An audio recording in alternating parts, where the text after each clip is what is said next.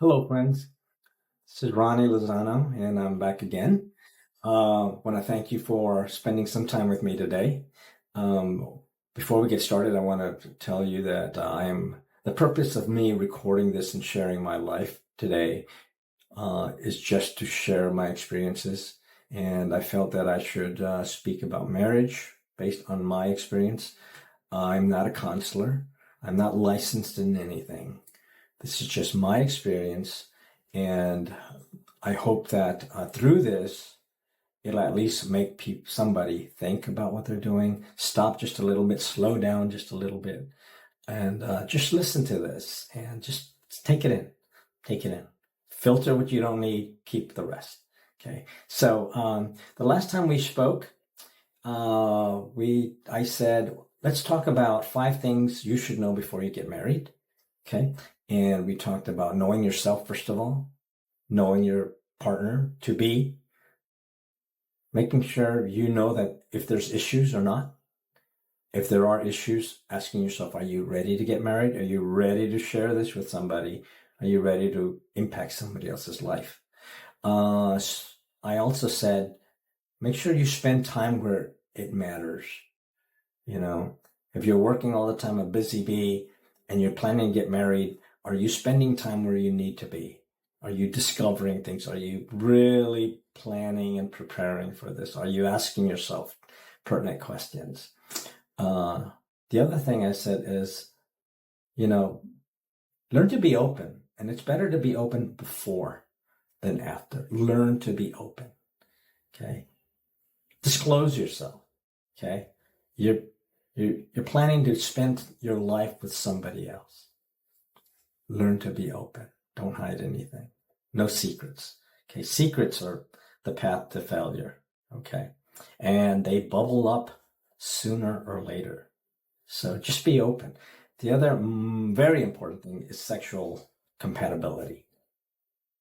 Make sure you're honest, you're open, and let's put things out on the table right now. Sexual compatibility.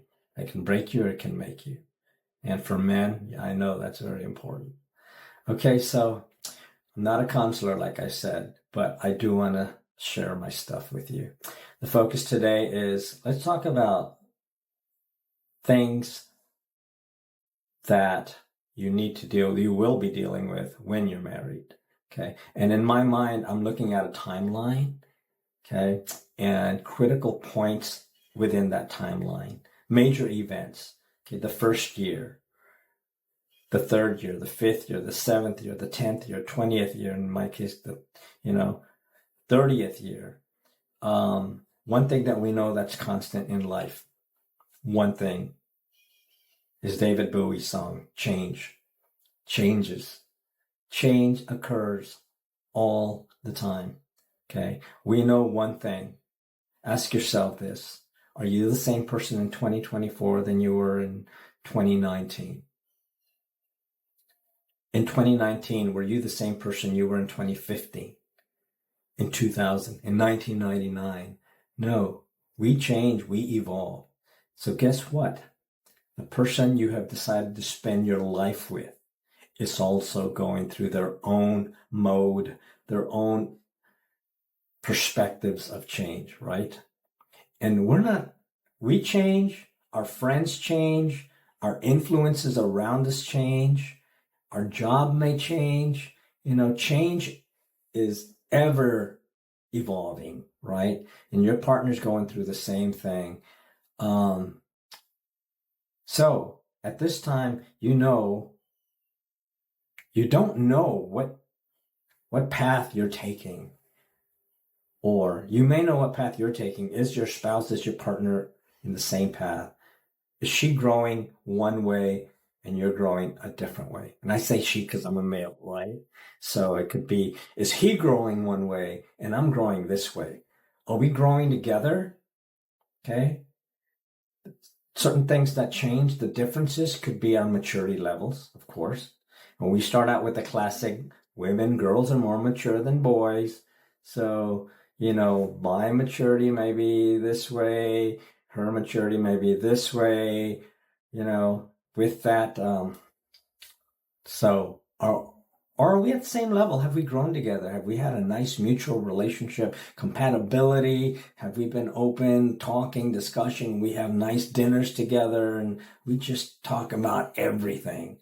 Are we at the same level? That's great if you are. If you're not, then just think about it. Are you? Types of changes, in addition to just maturity, is personality, attitudes about things, your values, what was extremely important when I was 25 isn't so important today.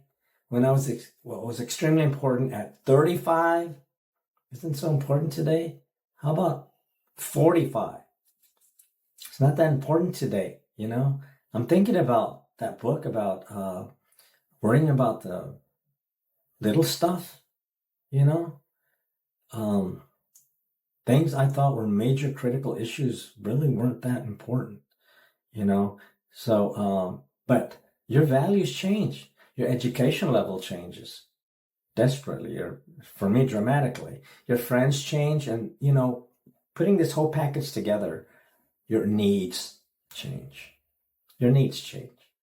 So you consider this and apply this entire set of values and changes and look at your partner with that, because they are experiencing and living all these changes as much as you are, right? You're both evolving. You're both getting older, When I met my wife, she was 27. She's going to be 65. We have gone through a lot of different changes. We've lived in different cities. When we met my wife, we were in Austin. 6th Street, nightclubs, dancing, drinking. We worked together. We had stressful days together. We'd go dancing our dinners were at nightclubs. We lived together before getting married. But we really didn't spend time searching each other out, searching your soul, really discussing who you are today, what brought you here, what were your experiences, what was your dad like, what was your mom like, how did you feel back then, what brought you to Austin from East Texas, things like this. We didn't spend the time doing the right thing to really get to know each other. We spent the time partying, spending a lot of money. Okay, so evolution, constant. That's going to happen. Another word, change, evolution, personality. We know that when things don't feel right, what is the common question? To me, the question that kept popping up was, it was self-doubt. It was insecurity. I wasn't standing on firm ground regarding my relationship. I'm a touchy-feeling type of guy. I'm also a type A kind of guy. I have lists I check off. I need to do things one at a sequence, one thing at a time, So I need to ask, do you still love me? Let's just get down to basics. Are you still in love with me? So do you love me? Are you in love with me? So there's differences there. Yeah, I love you. I love you. Why do you think I'm here? I wouldn't be here if I didn't love you. Okay. I make your dinners. Of course I love you. Okay. And then, are you still in love with me? Okay. You can tell the differences in the time you spend with each other, holding just little things. Do you still do the same things you used to when you were,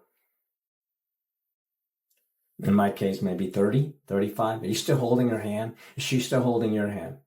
Is your kiss a kiss or is it a peck?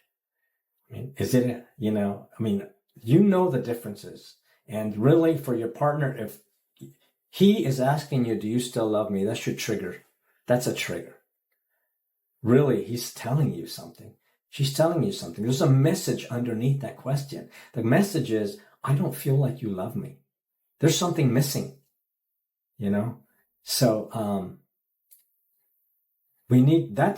that should say, hey, I need to shift my attention. I haven't been paying attention to something. Maybe it's too much work. Maybe it's the kids. Maybe it's something else. But this guy who's supposed to be my partner, this gal who's supposed to be somebody I joined with for life, is telling me, she's asking me if I love her, of all things. That's telling me she doesn't feel like I love her. Okay. So that means you better just start spending your time a little differently. Pay attention to something, because what happens to questions that don't get answered? What happens to them? In my case, first of all, if I trust myself more than you. So if this is the situation, I trust my feelings and my emotions more than I trust you, especially if you're not answering my question. I know how I feel. Are you going to change the way I feel by comforting me somehow, making me feel whole and complete again somehow? Okay. If you don't answer my question, I'm going to answer my question myself, So then we start assuming things, So, this is taking me down the wrong road and the wrong path, but I'm not finding what I need in you. So we self-doubt. I doubt myself. I doubt you. Who are you trusting? Okay. Are you trusting yourself more than her or him? Okay. These are questions you need to ask, and just slow down and ask. Okay. And I said personalities change all the time. Well, first of all, you need to consider what kind of personality are you. Do you remember that Myers-Briggs type personality? You have the touchy-feely kind of person. Okay. He wants the answer. He's searching. He's maybe crying. He may be emotional. You may call him a drama queen because he's asking these, oh, of course I love you. In my situation, do you love me? Why are you being a drama queen? What's all this drama for? So, it's time to stop if somebody's asking that. Reconsider. And you may have the alpha male who says, don't worry about it. I'll take care of it. I'm in control. I have the answers. I will find the solution. No problem to discuss any further. I've got it. Okay. Or you may have that logical engineer type guy who says, well, we need to study this. We need more data.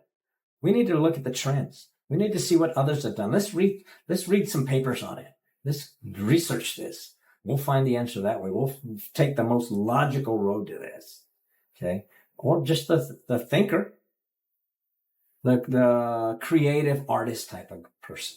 There's a little of this in a bunch of us. We're all maybe different. And some of this is what attracted us to the other person to start with. They had something you didn't have. So they have something you enjoyed. They had something that you found attractive, interesting.